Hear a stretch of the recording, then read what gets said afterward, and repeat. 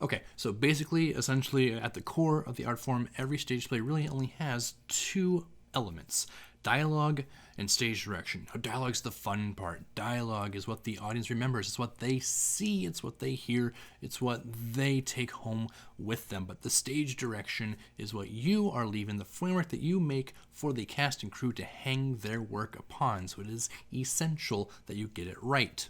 But what does that mean? How do you get stage direction right? How do you get stage direction wrong? How do we define that?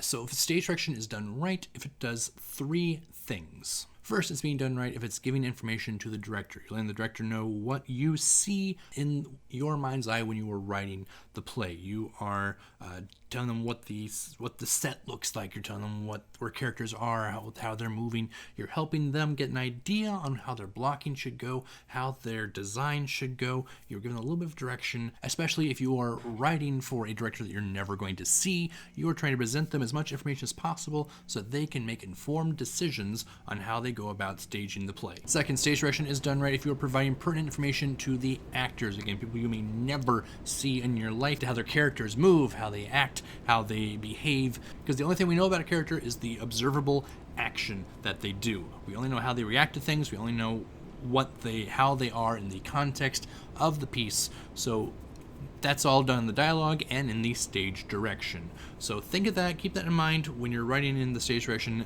is that those actions are also part of the character's journey. But the third part of stage direction, the part that is the hardest to get right, the tiniest little needle you have to thread, is in conflict with those other two. You see, you would have to give lots of information to the director, so much information to the actors, but the most important thing is to give them room.